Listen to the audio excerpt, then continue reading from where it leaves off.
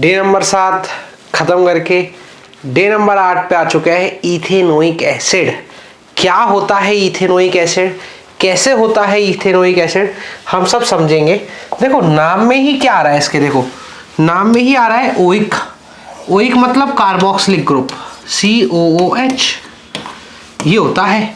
कितने कार्बन का है? 2 कार्बन का, तो एक कार्बन ये आई गया, ये हो गया, ये आपका बन गया इथेनोइक ग्रुप। क्या बन गया? Ethanoic group. कितना कैसे बनेगा, एक ये कैसे रिप्रेजेंट करते हैं इसको, ये रहा इसका पूरा स्ट्रक्चरल फॉर्मूला, जैसे कि आप इथेनोइक ग्रुप को रिप्रेजेंट करेंगे।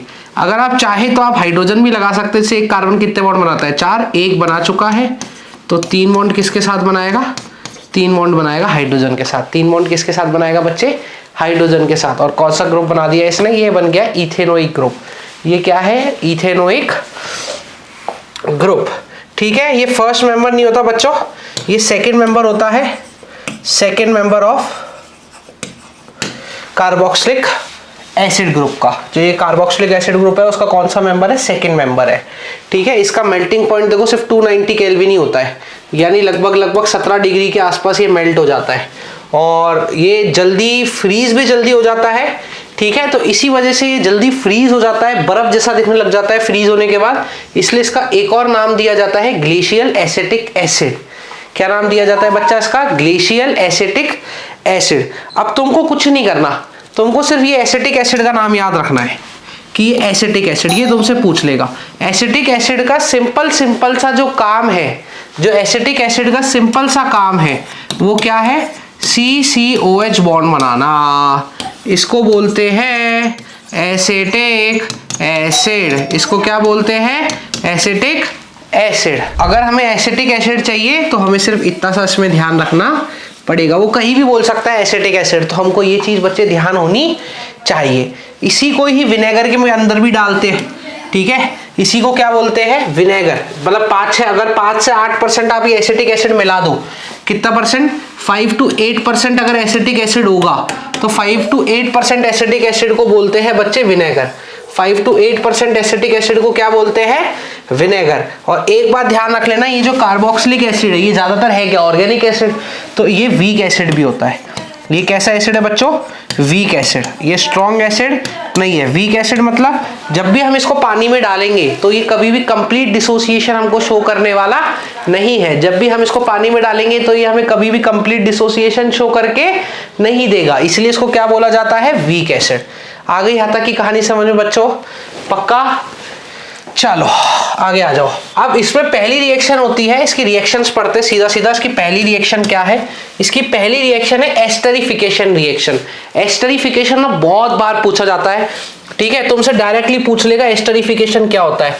तो इसमें करना क्या होता है हमको एस्टरिफिकेशन में? जो आपका ये इथेनोइक है, इथेनोइक, याद रखना इसका एक एक वर्ड। वो कह देगा कि इसको इथेनोइक को इथेनॉल के साथ मिला दो। या तो पहला सवाल वो आपसे ये पूछेगा कि इथेनोइक को किसके साथ मिला दो? इथेनॉल के साथ, और बताओ क्या बनेगा। या फिर आपसे वो सवाल पूछेगा कि एस्टरिफिकेशन बता दो क्या होगा। तो दोनों केसेस में यही होगा। अब होता क्या है वो समझना। ठीक है, देखो नीचे वाला छुपा देता हूं क्या हो रहा है। ठीक है, वैसे तो यार हमारे पास होना चाहिए, क्या पता कभी काम आ जाए। तो इथेनोइक कैसे बनाएंगे देख साथ ध्यान से सुनना।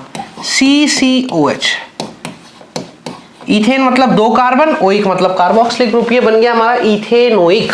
इथेनॉल बना, एथ मतलब 2 कार्बन और ऑल मतलब OH लगा होगा। इन दोनों को मिलाना है। इन दोनों को क्या करना है? इन दोनों को मिलाना है।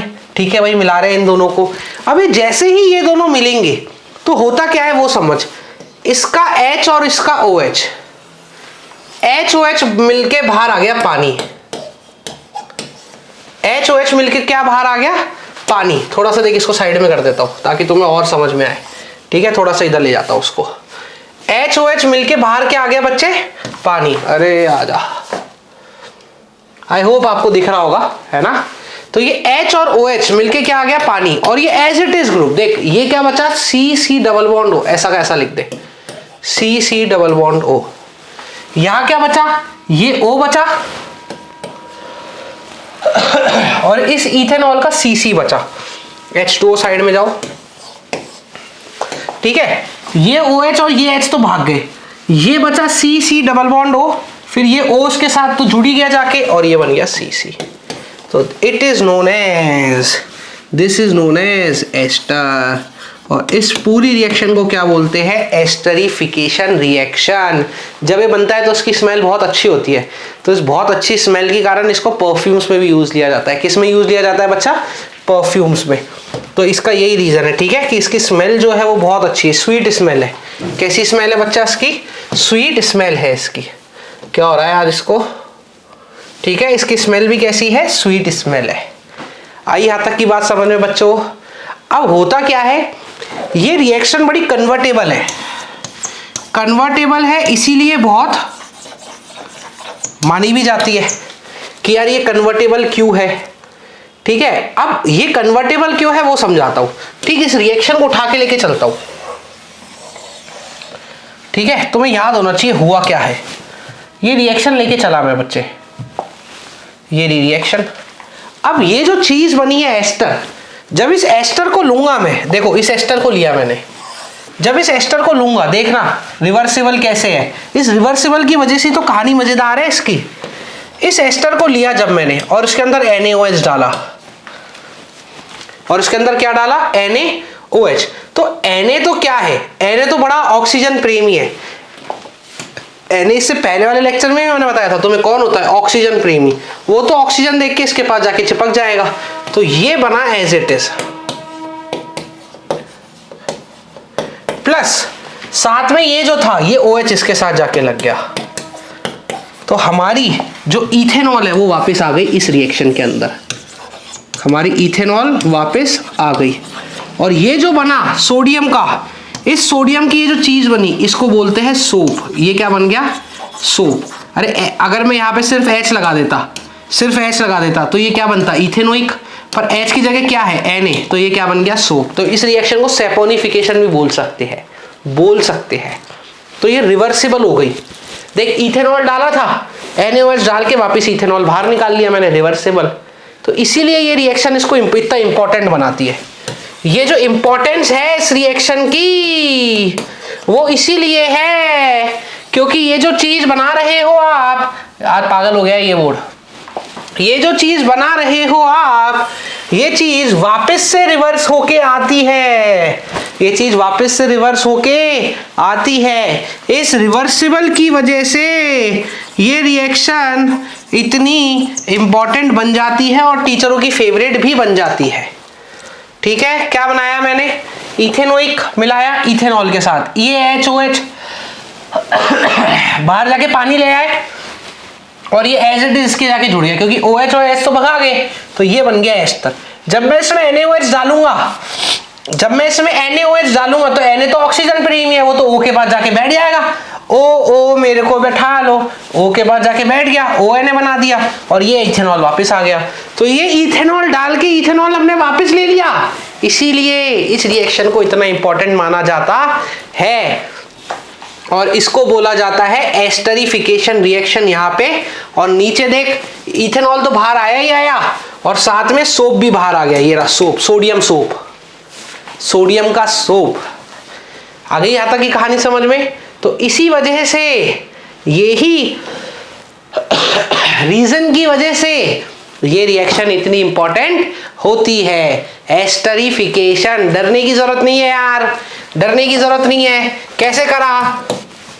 इथेनोइक ले लिया, इथेनोइक ले लिया, किसके साथ मिला दिया? इथेनॉल के साथ। किसके साथ मिला दिया? इथेनॉल के साथ। ये पूरा का पूरा भाग जाएगा, पूरा का पूरा भगा दिया और ये जोड़ दो। अब ये यहां से भाग गया, O जोड़ दो उल्टा, ये बन गया तुम्हारा एस्टर। और साथ में क्या बाहर आएगा? पानी। रिवर्स तो तुमको पता ही है, रिवर्स कैसे करूंगा? रिवर्स वापस जाऊंगा उल्टा, रिवर्स। तो रिवर्स जाने के लिए मुझे क्या डालना पड़ेगा? NaOH। तो जो अल्कोहल मैंने डाला था वो तो एज इट इज बाहर आ गया मेरे पास। ये जो अल्कोहल बाहर डाला था मैंने, ये एज इट इज बाहर आ गया और ये अल्कोहल बाहर आ गया। साथ में ये जो था इथेनोइक एसिड, यहाँ पे H बाहर नहीं आया, साथ में Na बाहर आ गया और इसी को बोलते हैं सोप। तो इसलिए इस रिएक्शन को सेपोनिफिकेशन भी बोल सकते हैं। रिवर्स आएगी जब, रिवर्स। ठीक है, तो रिएक्शन नंबर 1 क्लियर है बच्चा आपको? यहां तक की बात आ गई बच्चों समझ में आपको? ये आपको याद रखनी है चीज वैसे बेसिक वैल्यू की। ठीक है, अब हम आते हैं रिएक्शन नंबर 2। रिएक्शन नंबर 2 में क्या होता है? अब वही फिर से इथेनोइक एसिड,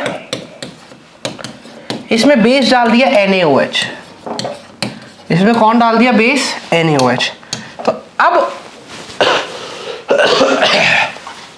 तुम्हें पता है कि Na जो है वो ऑक्सीजन प्रेमी है, तो ये Na उठा और इस O के जाके चिपक गया।